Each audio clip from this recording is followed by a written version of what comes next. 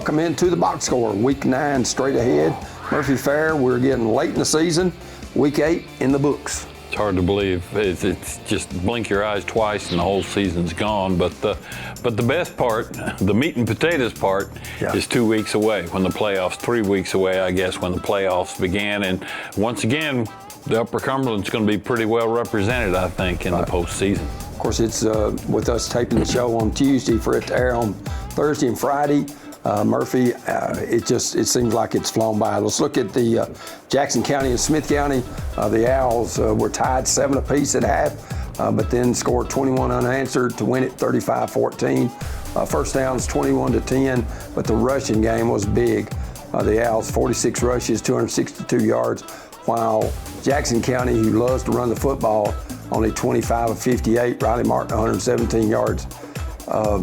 As far as passing, 379, the best effort the Owls have had all year on offense. But Murphy, one thing that Coach Dyer addressed after the game was 8 penalties for 100 yards.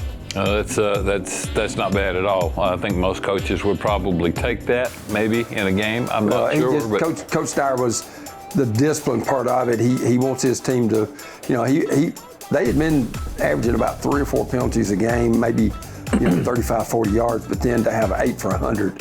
And then Jackson had 9 for 85, which is quite a bit. Let's go ahead and look at the individual stats. First of all, Jermaine Cason, who had been at wide receiver, they move him to the backfield with Jaden Evans' injury. He goes 16 carries for 103 yards and a couple of scores. Caden Mason, 16 rushes for 114 yards. So 2 backs over 100 yards for the Owls, and then Riley, 117 yards passing. He did throw his 9th interception of the year, 45 yards rushing and a touchdown.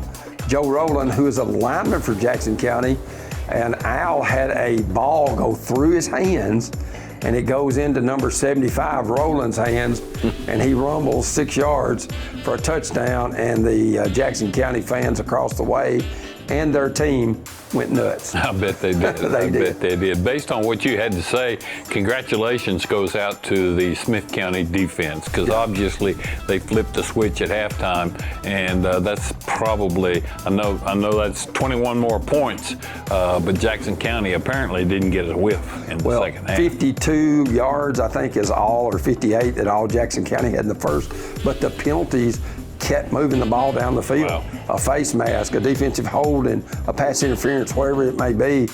And that's what helped Jackson County score the touchdown that they did. And that's not to take anything away from Sean Loftus' team. They came in 5-2, of course, against some lesser opponents, but the Owls do get the victory. Let's go ahead and now look at the Red Boiling Springs at Gordonsville. It was homecoming. Gordonsville jumps out to a 40-8 lead. Jamaro Williams, 4 carries for 126 yards. That's 31.5 yards a carry, 3 touchdowns. Jay Foster, 3 of 4 for 113 yards and a score. And then Dalton Hancock, 2 receptions for 95 yards and a touchdown. As you can tell, Gordonsville got off to a great start. Pretty impressive numbers with young Foster at the quarterback position. Only completed 3 passes, but he only threw it 4 times, and that was over 100 yards. I think a lot of coaches would take that. For Red Boiling Springs, Tyler Lancaster, 9 rushes for 86 yards and a score, also 1 reception for 8 yards, and then Houston Taylor, 9 carries for 51 yards. Looking at the DeKalb County and Cumberland County game, DeKalb County got the win 28-21. Jordan Parker, pass touchdown, 2 rushing touchdowns. Ryan Lyons, their outstanding receiver, a receiving touchdown, and then their running back, Cecil Ketchum, a rushing touchdown.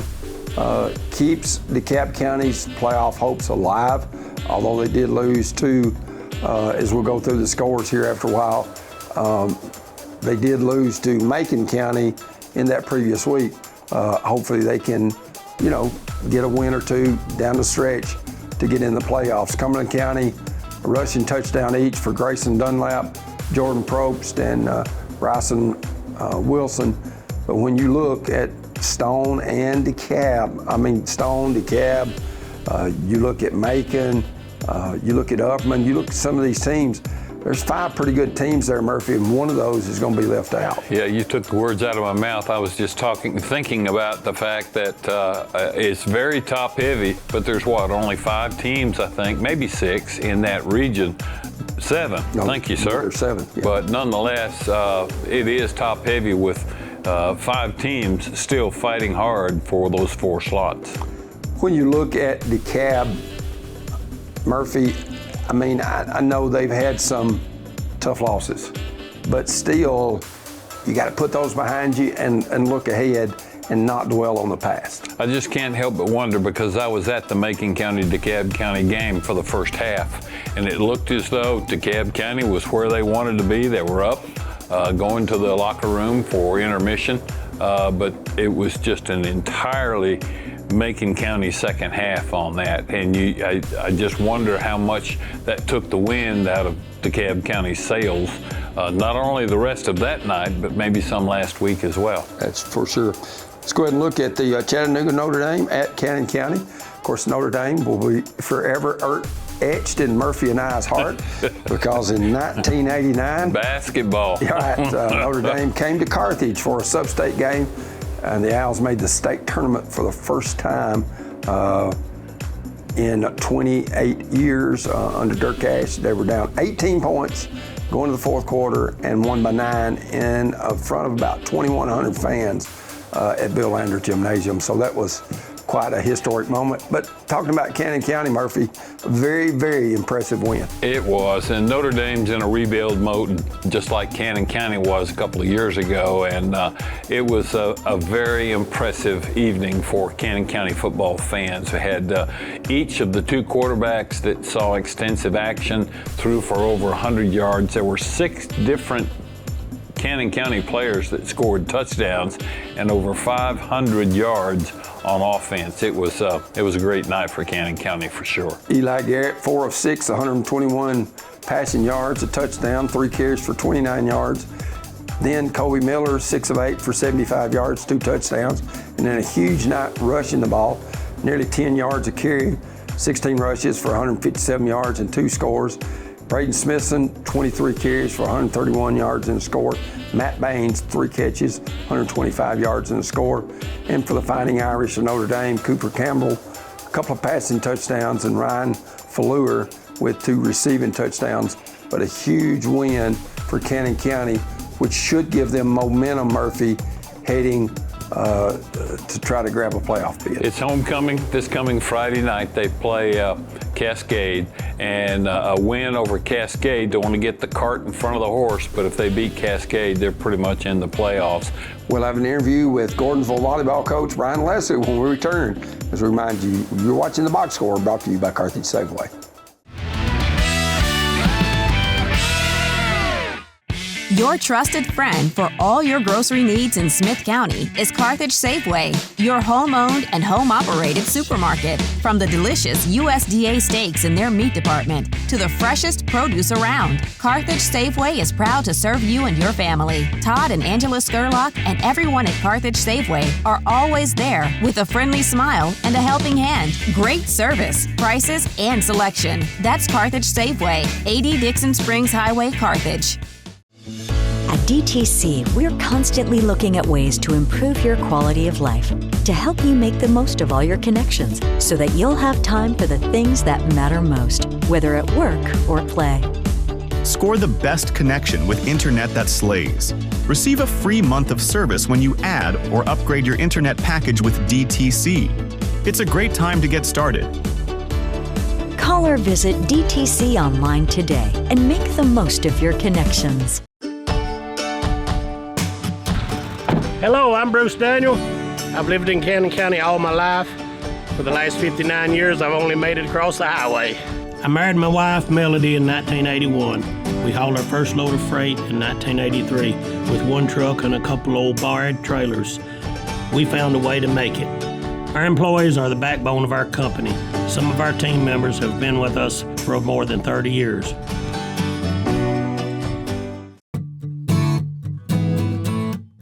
Nearstar Tennessee Zinc Mines is a proud supporter of athletic programs throughout the area, including high school football and high school basketball.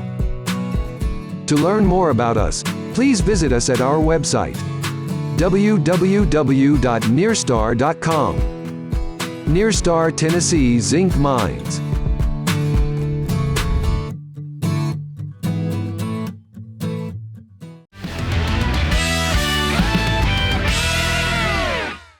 Welcome into the box score. We've been joined by Brian Leslie, the volleyball coach for the Gordonsville Tigerettes, and coach, district championship for you, a win over York, and now you get to see your cross-county rival.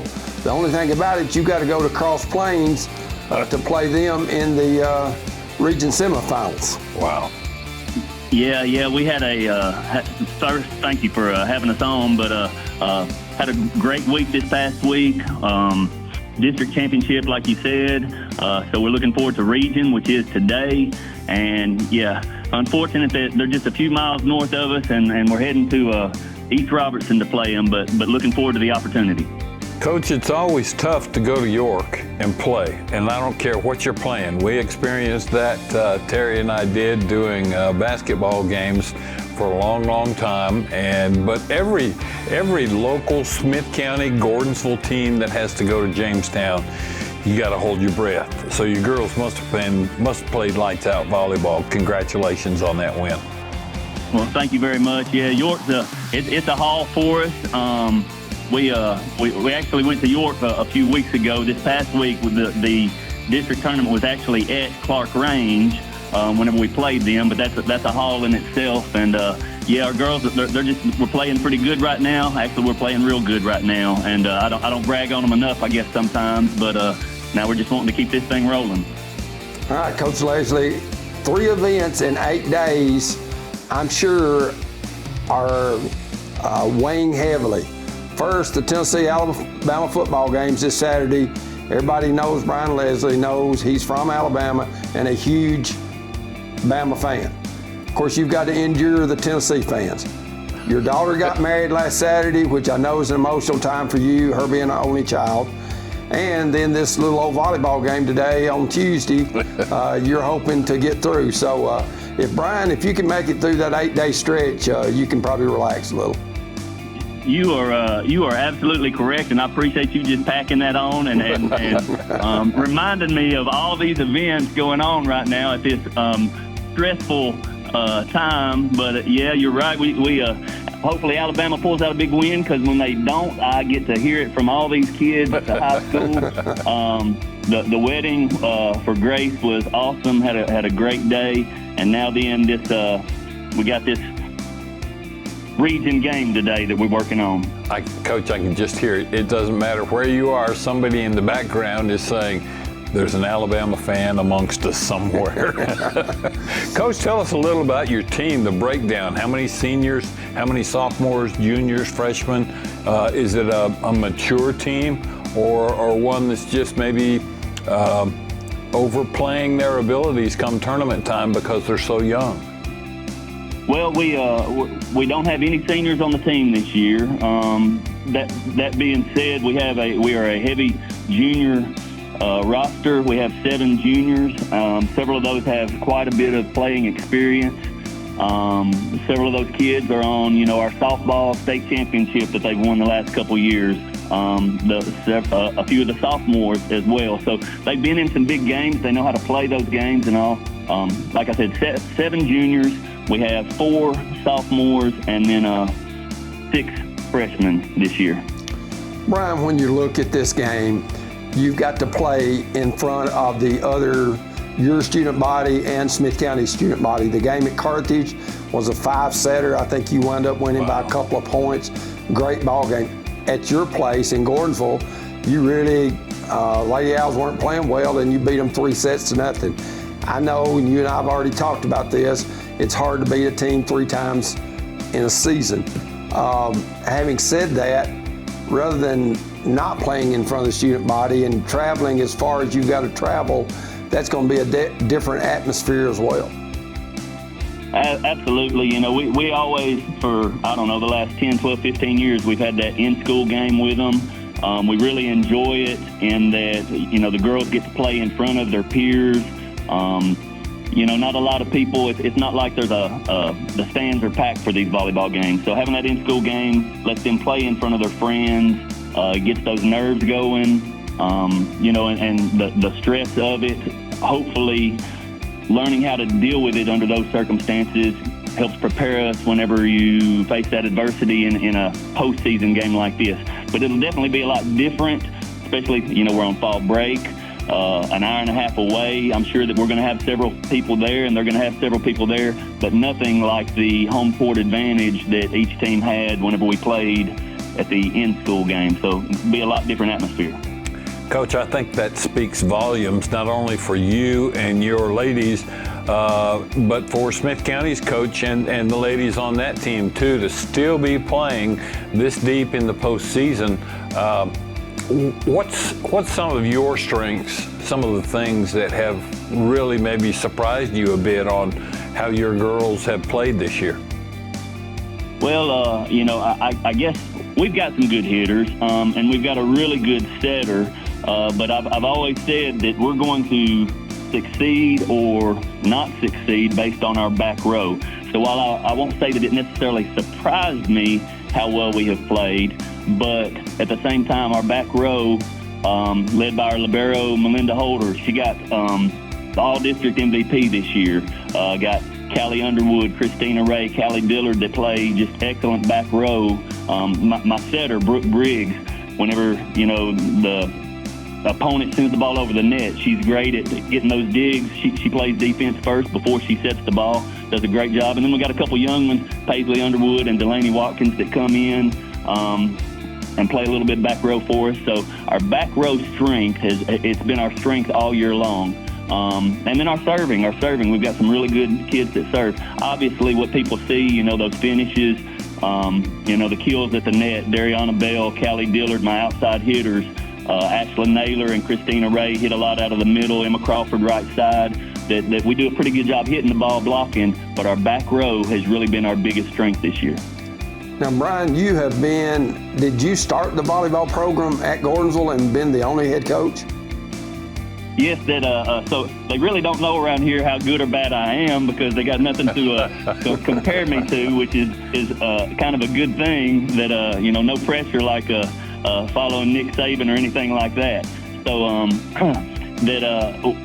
several of the teams in the Upper Cumberland, us, Carthage, Red Boylan, and a few others in the fall of 2000 all got our program started. There was a little Title IX lawsuit going out, and everybody jumped on board to try to have more sports for the girls to be able to play, which was an awesome thing. And so, yes, I've been the coach since the fall of 2000, year number 25 for this. Coach, I would certainly wish all of your listeners, all of our listeners, viewers, whatever, to take in one of these volleyball games, because I went to the state tournament, probably 4 or 5 years ago. I don't know what I was thinking, but I didn't see what I thought I was going to see. High school volleyball, Terry, in our state at the top level is a vicious game. It really surprised me, the speed that comes off of those girls' hands, especially when they're near the net. And I guess that's probably the same at single A and double A as well. Is that right, Coach?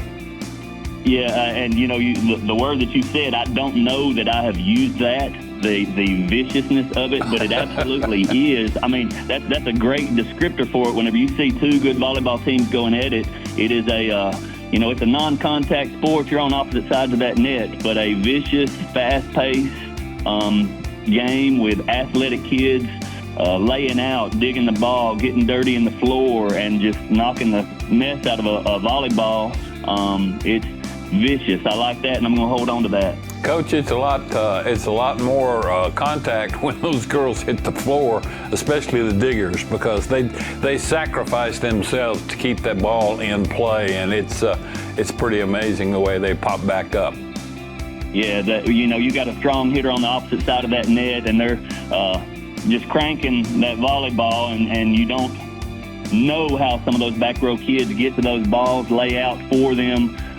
We come away with bumps and bruises and everything else, but you make that play, you feel it for a second, and so long as your teammates respond to that and close that play out, it doesn't hurt nearly as bad. So it is a vicious sport and a whole lot of fun. Brian, of course, my niece Chloe plays for the Lady Owls, and I've gotten to see this sport exclusively the last 5 years and 4 years at the high school level. And they went to Gatlinburg to play up there in one of those big arenas. I don't remember what it was, but the court was divided off into probably 20 volleyball courts. Oh my! And the court behind us was Brentwood High School against a 5A or a 6A champion out of Georgia. And about the second time they hit it, and it went by my head when I was sitting on the side at about 70 or 80 miles an hour, I just turned around and watched that game, except I went to the end of the court to watch it instead of watching it where I was at. You can take your head off if you're not looking. They had 6 SEC players between those two teams on the floor, and they were amazing to watch. And you know, SEC volleyball is usually toward the top. I know Kentucky's been real good, maybe even won a national championship. So I think just the old days of just serving and getting it over and hitting it a couple times and knocking it over, that's not the case in high school volleyball. No, the game has changed a lot. It's not our regular family 4th of July activity out there anymore. It's a much faster paced game. You call them some things, you know, Brentwood, that team that's so many state championships, and I can't think of the girl's name right now that graduated there a few years ago, went on to Texas and won a national championship with them. And it's at that top level, you better be careful where you're standing or there's going to be some damage. Well, Brian Leslie, best of luck to you against the Smith County Lady Owls in that third matchup in East Robertson in the region semifinals later today. And best of luck. Hopefully you can, of course, if you win this one, you get to sub-state and then an opportunity to get to the state tournament. Absolutely. Terry Murphy, I appreciate y'all having us on. Appreciate the well wishes, and we're going to see what we can do. Good luck, Coach. Safe travels. Thanks a lot. Thanks a lot. We've been visiting with Brian Leslie, the head volleyball coach at Gordonsville High School for 25 years. The Lady Owls have only made it to the region tournament twice, the other time in 2009 under Connie Dyer. And this will be their second appearance in that region semifinal game. We'll have more of the box score brought to you by Carthage Safeway when we return. Got a special outdoor project that you need to tackle? BDGR Excavating is the one to call. Custom land clearing, mulching, excavation, and more. They can help get the job done, even when others have failed. Call the problem solvers at BDGR at 615-489-1329 and let them help you get that project out of the way so you can really start enjoying your property.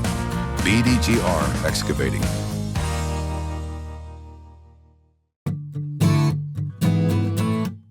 Nearstar Tennessee Zinc Mines is a proud supporter of athletic programs throughout the area, including high school football and high school basketball.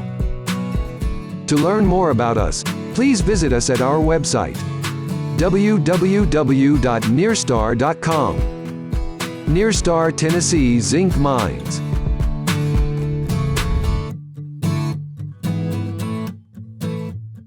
Looking to buy or sell a home? Call Underwood Hometown Realty today. Our experienced team of professionals is here to guide you every step of the way. Whether you're a first-time buyer or looking to sell, we make the process smooth and stress-free. With deep roots in the community, we know the local market inside and out. Let us help you find your dream home or get the best value for your current one. Call Underwood Hometown Realty now at 615-683-3300, where hometown service meets real estate expertise. Your trusted friend for all your grocery needs in Smith County is Carthage Safeway, your home-owned and home-operated supermarket. From the delicious USDA steaks in their meat department to the freshest produce around, Carthage Safeway is proud to serve you and your family. Todd and Angela Skurlock and everyone at Carthage Safeway are always there with a friendly smile and a helping hand. Great service, prices, and selection. That's Carthage Safeway, 80 Dixon Springs Highway, Carthage.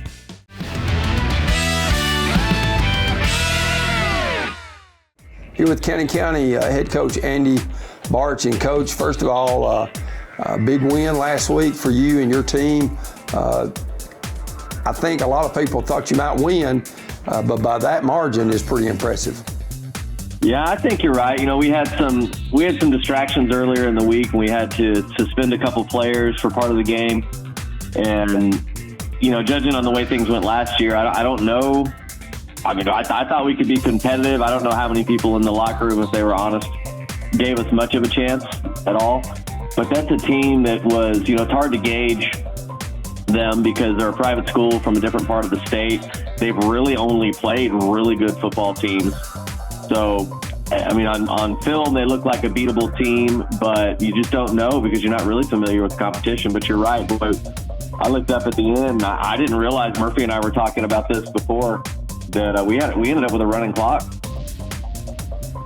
Yeah, I didn't realize until you told me during the interview earlier this week that the running clock has been cut back to 32 points instead of 35. So the game was really pretty much 30, out. I think. Oh, is it? Well, they told us 30. I don't know. But you know, anyway, I it's guess considerably less than what it was last year, and your players certainly made the most of it.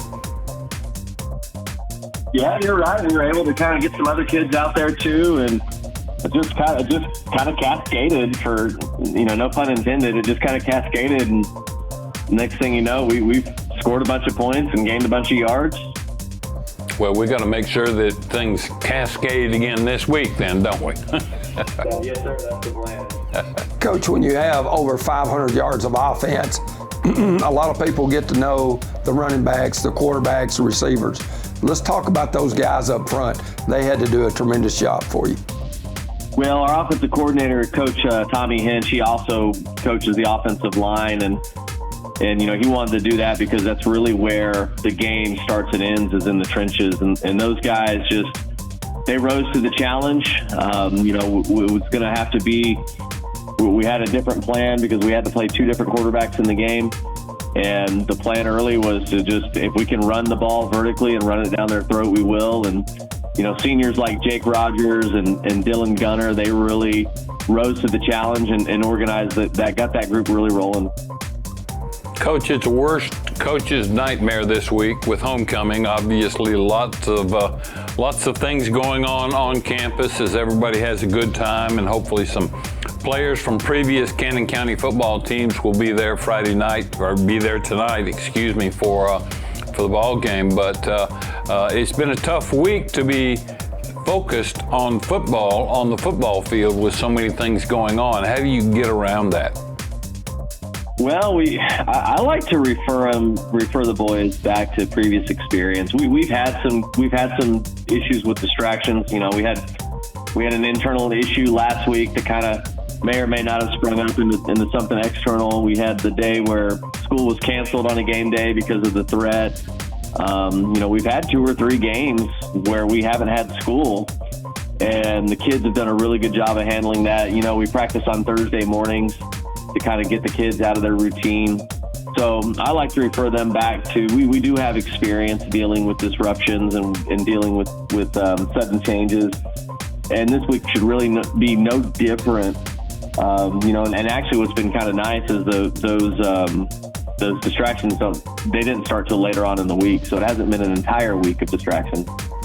But football and life itself are so similar in so many ways. You're going to have distractions in anything and everything that you do on a fairly regular basis, no matter how you try and battle against that, don't you?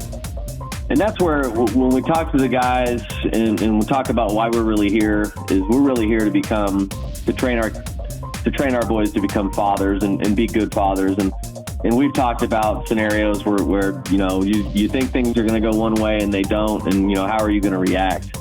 And so we try to instill a sense of, hey, distraction's not really a distraction unless you let it be. Coach, I know that most coaches, and just going to get your thoughts on this, love to be in a routine. They want to do the same thing with their players, you know, every day, as far as the patterns they go through and the things they go through. Do you like that being, I don't want to call it like Army cadets, but still where they're more focused and they have a regimen that they go through on a daily basis?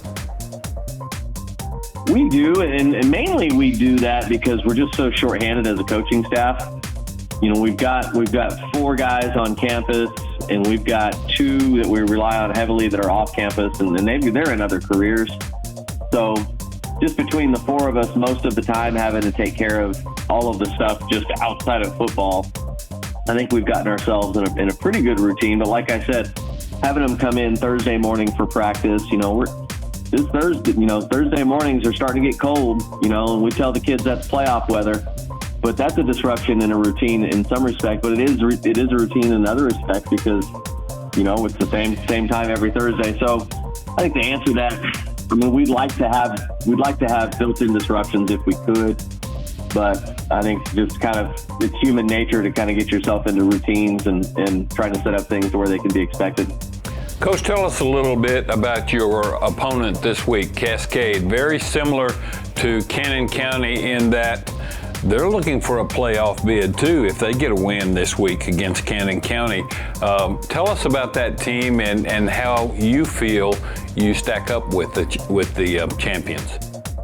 Well, they're like us in a lot of ways, and in that it's their first year with a new head coach and an entirely new offensive system. I know in the past they've been a little bit more ground and pound. Of course, we rushed the ball 47 times last week, but we appear to be, not so much that way. But I really respect their coach. I think he came from Georgia, but he's got roots in Middle Tennessee. His dad was an offensive coordinator at Shelbyville a long time ago. So they're going to come out and they're going to be a lot more. They're going to be different on offense than what we've seen out of Cascade in the past, but they're still kind of, a little bit like Notre Dame. They've been struggling lately to get a win. They had a big win against their cross-county rival Community, but it's just been really tough for them to get things going this year. And I like the way things are trending for us. Things seem to be trending up for us, and then Cascade seems to really be scuffling. So I think it's a good opportunity for Cannon County to get a win and maybe get a playoff game. Coach, when you look, you get an extra week of practice if you make the playoffs, but the enthusiasm that's built around the program when you make the playoffs makes more kids want to play football. And I think that kind of breeds success. Would you agree with that? I think you're right. What we're trying to do inside the building here is be different. We want to make the kids to want to be here on a daily basis. We want them to look forward to coming to football. Winning definitely, I've seen it in the past where winning does improve numbers quite a bit. So I think between creating a culture where the kids enjoy being around each other, want to come to football, and then putting points on the board and then winning ball games, we're looking. Hopefully we'll have to buy some more helmets next year, but next year's next year. Right now we've got to deal with Cascade. Coach, I've heard just bits and pieces, and my memory tends to forget stuff like that. But anyway, I think if I understand it correctly, you've won your last 3 games in a row, so we're on a win streak right now. If we win against Cascade, I think I understand that's the first time that Cannon County has won 4 straight in this century. Is that right? Yeah, that's the way it looks like for me. There's only been 2 other 3-game winning streaks, and if we can get this one, it'll be a 4-game winning streak. And just in the records that I found, there's not a 4-game winning streak back there, even before I was the head coach here last time. Awesome. Well, you got a tough one the week after, but right now everything's focused on Cascade, isn't it? Good luck, Coach, and we wish you well. Appreciate it, guys. Thank you. Coach, one last thing. It's getting a lot cooler, and I know that your linemen have to love the fall, cooler, crisp weather, because if they were to be going both ways, you don't sweat as much, and that's got to be an advantage if you've got kids going both ways. Well, when you can run the ball like we did last week, we had 2 guys run for 100 and 2 guys ran for over 100 yards. We rushed for over 360 total. It's kind of one of those things where it's a self-fulfilling prophecy. It's cold. That's lineman weather. We're running the ball right at you. We're ripping, getting 9, 10 yards a carry. So I think you're right, and part of it is, the kids like to say look good, play good. I like to say play good, feel good. You don't feel quite as cold when you're running the ball down somebody's throat like we did last Friday. Well, Coach, best of luck against Cascade on Friday night. All right, thank you, guys. We've been visiting with Andrew Bartsch, the Cannon County head coach, and we'll preview our Huff and Puff Trucking Game of the Week, which is Cascade and Cannon County, when we return to the box score, brought to you by Carthage Safeway.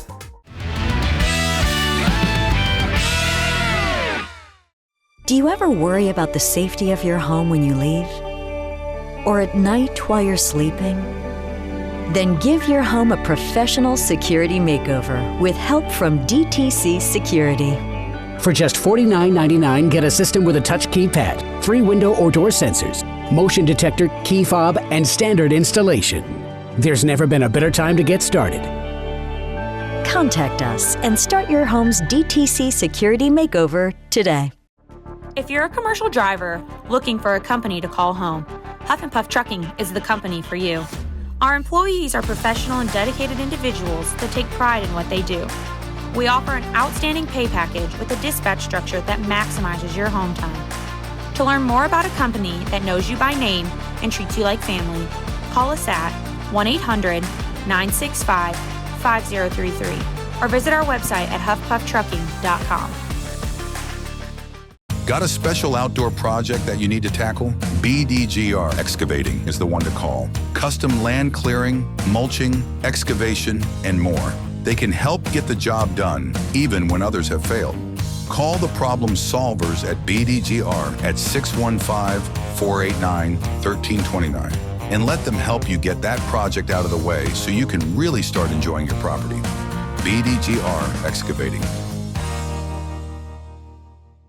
Looking to buy or sell a home? Call Underwood Hometown Realty today. Our experienced team of professionals is here to guide you every step of the way. Whether you're a first-time buyer or looking to sell, we make the process smooth and stress-free. With deep roots in the community, we know the local market inside and out. Let us help you find your dream home or get the best value for your current one. Call Underwood Hometown Realty now at 615-683-3300, where hometown service meets real estate expertise.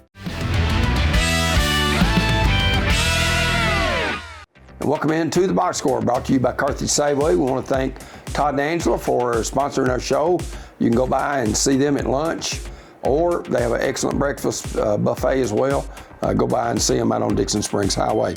Let's go ahead and look at the game that is the marquee game for the Huff and Puff Trucking Game of the Week, Cascade at Cannon County. We've talked to Coach Bartsch earlier about that. A big game, Murphy. If they're going to try to get to the playoffs, Cannon County has got to win this one. Yeah, the winner of the game goes. The other one gets to watch from the stands instead of the 50-yard line. So I think Cannon County wins the ball game if they play well. But the same momentum that Cannon County has, so does Cascade, because they get to go to the playoffs if they win the ball game. Of course, Cannon County on a 3-game win streak as well. Let's go ahead and look at the East Tennessee picks. Murphy, you've got Cleveland at Maryville. Yeah, a couple of really good football teams. I've talked to both of those coaches this week, and they both know they've got a battle on their hands. The big thing is the fact that Maryville has not lost this year. I think the Rebels are back, and I think we're probably looking at a round 3, round 4 battle with Oakland. But Ravenwood's still got to play Oakland this coming Friday night, and that ought to be a great one as well. But I do think Maryville wins that game. Anderson County at Knoxville West. They're both in the same region, and it's hard to comprehend that. But Anderson County's got a good football team. They're the current reigning. I'm sorry, they're not in the same region because West is 5A. Anderson County's the defending 4A state champ, and I think Knoxville West won the 5A championship last year. Nonetheless, I think it'll be a great game, but I think there's more momentum on the Anderson County side, and I'm going with the Mavericks. Chattanooga Prep at South Pittsburgh. Well, there's going to be a lot of speed on that field, Terry. Chattanooga Prep, we saw a little bit of them. Didn't they play Gordonsville last year, I think, or maybe a year before? Yes, last year. It's a quick team, one of the newer schools, kind of a charter school kind of thing, I believe, in Chattanooga. But I think South Pitt, the reigning 1A state champion. I think they win that ball game rather easily. Let's go ahead and look at the Middle Tennessee picks, Riverdale at Blackman. Ought to be a good one. Blackman, and that's, some people refer to that, I do anyway, as the Kreisky Bowl, because there are twin brothers. Matt is at Blackman, and his brother Will is the head coach at Riverdale. There'll be a lot of conversation. Their dad, no doubt, will be in the just beyond the end zone where he always sits. He may have to move to the other end zone in the second half just to not show favoritism, but I think Riverdale probably ends up winning that ball game. Smyrna at Stewart's Creek. Stewart's Creek's a pretty good football team with the teams like Riverdale and Blackman and so on, Oakland there and Murfreesboro. They maybe don't get the ink that they deserve, but Stewart's Creek's got a good football team. Smyrna's down a little bit, and I think Stewart's Creek comes away with a win in that one. Monterey at Trousdale County. Terry, when's the last time Trousdale County failed to win a football game? On the field, Jerry Richmond, I asked him that question last Thursday night when I saw him, and he wasn't for sure. It would go back a long ways, right. No doubt. And Trousdale County lost to Jackson County. That's the one I thought they had a chance to win, and they didn't. So, and Monterey's not a bad football team, so I think Trousdale County probably goes over this year. West Tennessee picks, you're looking at Jackson, South Side, North Side in a battle in Jackson. Yeah, it ought to be a good game. I think Northside's probably got the better team, but always a great rivalry when those two get together, and I think Northside probably wins that one going away. MUS at Christian Brothers. The two Catholic schools, primarily large Catholic schools in the city of Memphis, and MUS is struggling under a new head coach. Christian Brothers wins another one over MUS, I think. Friendship Christian, 115 miles away from York, but they'll travel to Jamestown. That's a long way to go for a loss, but I think that may be the case. A lot of new faces, new names in the Friendship Christian lineup this year, and York, even though they're not the team they were last year, they're still pretty good, and you know, it's hard to go to Jamestown and win. Right. And York, of course, beat Stone last week. I think that was kind of eye-opening. I didn't see that one coming after, a lot of people. Because Stone beat DeKalb, didn't they? That's correct. So, anyway, I'm picking York in that one. Let's go ahead and look at our local picks. Watertown at Grundy County. Watertown, they've come so far since that jamboree at Gordonsville High School back in August, and I think Watertown gets another mark in the win column there. Smith County at Region 3 2A leader, Westmoreland. That's going to be tough. Westmoreland has just shocked a lot of people this year. I didn't expect them to be quite the team they are, but that's probably going to be a first-round opponent for Cannon County, and I'm going with Westmoreland in that one. And then Cascade at Cannon County. Got to go with Cannon County in that one for sure. We want to thank all our sponsors, which is Carthage Safeway, Huff and Puff Trucking, Near Star, Sonica Carthage, Underwood Hometown Realty, and BDGR Excavating. Murphy, one thing I guess in closing, you better take your blanket. It's going to be cool this Friday night, and you know that's really football weather. Either that or have your wife or girlfriend next to you in the stands, right? That is for sure. We want to thank Justin Malden, who's always doing a great job for us behind the scene. And for Murphy Fair, I'm Terry Collins. Good night from the Box Score.